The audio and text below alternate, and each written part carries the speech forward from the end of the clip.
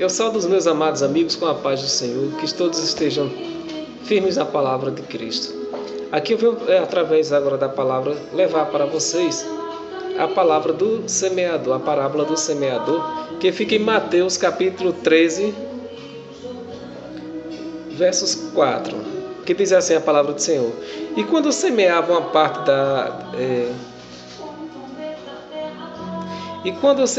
parte da semente, caiu ao pé do caminho, e vieram as aves e comeram-na. E outra parte caiu em pedregais, onde não havia terra bastante, e logo nasceu, porque não tinha terra funda. Mas, vindo o sol, queimou-se e secou-se, porque não tinha raiz. E outras sementes caiu entre os espinhos, e os espinhos cresceram e sufocaram-na. E outra caiu em boa terra e deu fruto, um a 100, e outro a 60, e outro a 30. Quem tem ouvidos, ouça o que a palavra de Deus diz. Meus amados, muitos ficaram admirados e não entenderam o que Jesus estava falando naquele momento. E perguntaram, por que ele fala por parábolas? Mas é lógico que Jesus queria que as pessoas entendessem, mas ele não queria que os escribas e fariseus entendessem, como ele já tinha dito a eles, que ele falou aqui na palavra aos discípulos. Mas bem-aventurados os vossos olhos, porque veem, os vossos ouvidos, porque ouvem.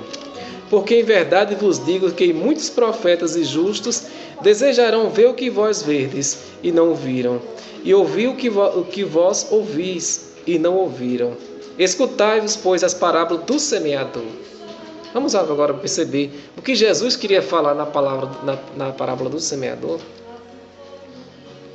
Ouvindo alguém a palavra do reino e não a entendendo, vem o maligno e arrebata o que foi semeado no seu coração.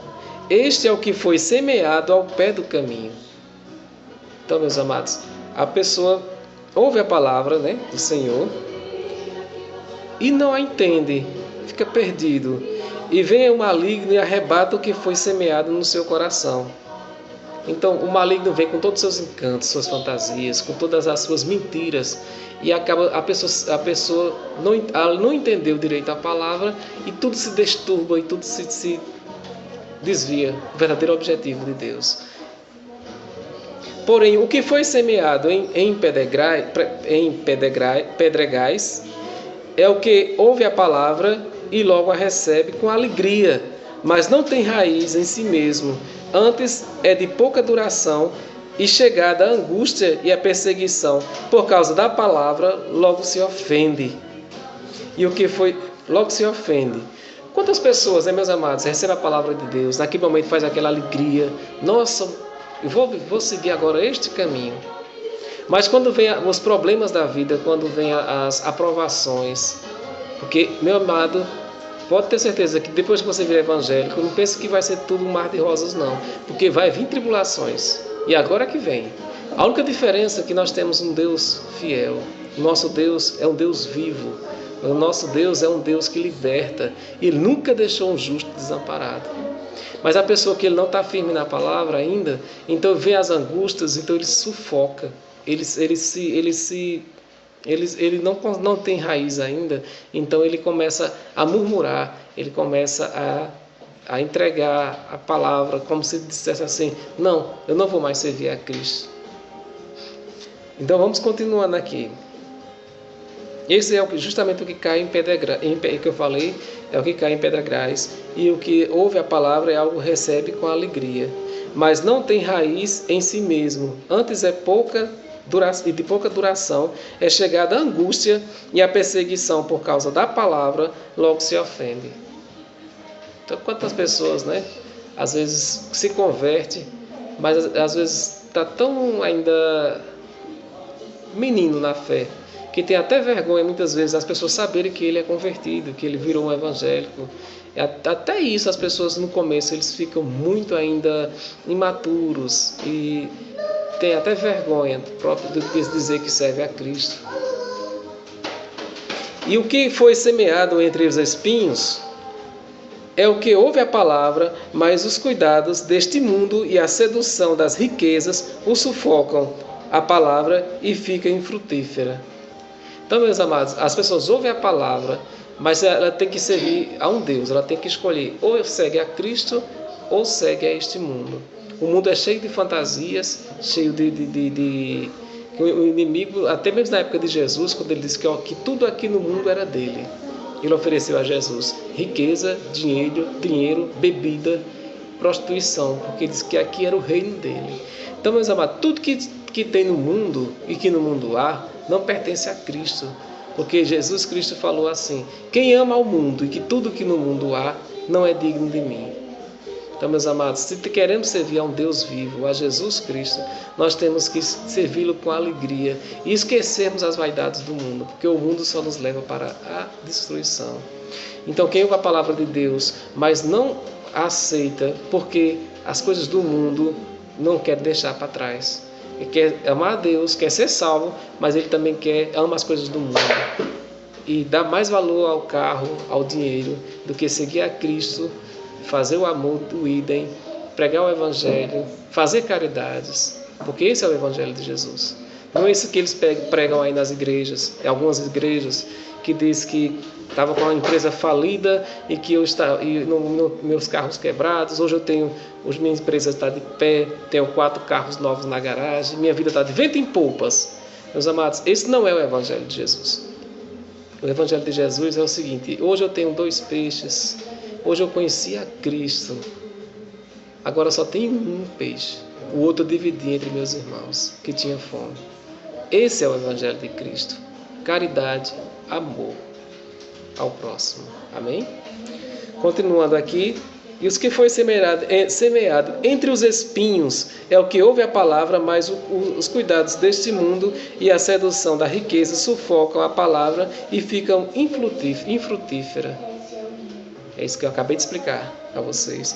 Mas o que foi semeado em boa terra é o que ouve e compreende a palavra e dá frutos.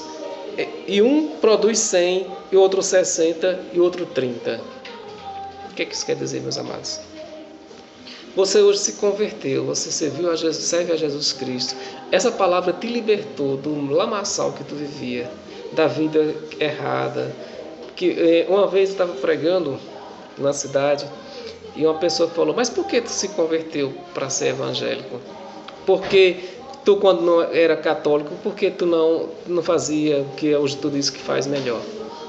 Meus amados, porque é difícil você estar servindo a uma religião, servindo a uma vida que ela deixa disponível muitas coisas erradas. Você fala: mas o padre não manda você fazer aquilo. Mas acontece que quem faz aquilo serve de exemplo. O padre bebe, o padre fuma. Tem padres que praticam algumas outras coisas. Não são todos. Mas o que acontece? Se você quer ser um exemplo para a sua sociedade, você tem que fazer o melhor de si. E a palavra de Deus, ela é justamente para isso, é para nos libertar dos erros que nós praticávamos. E não é muito difícil você fazer o correto, estando impregnado com tantas coisas erradas do mundo. Os amigos do mundo só te chamam para você praticar o erro, para beber, para fumar, para jogar, para sair, para se prostituir. Depois que a gente passa a ter uma comunhão com Cristo, se converte ao Evangelho de Cristo, em primeiro lugar, o mundo não te aceita mais. Você morre para o mundo e nasce para Cristo. Os amigos que te chamavam para essas coisas não vão existir mais porque somem perto de você. Você não é mais interessante para o mundo. Então você já nasce novamente. Você morre para o mundo e nascer é em Cristo Jesus. O Paulo falou assim: morrer para mim é lucro, viver para mim é Cristo. Então, meus amados, se você ama a Cristo, você tem que morrer para o mundo e nascer para Jesus.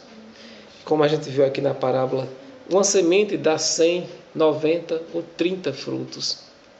Se você planta uma sementinha de milho ou feijão, você planta ali naquela terra e trabalha com amor aquela terra. Se não estiver chovendo, você agou aquela terra.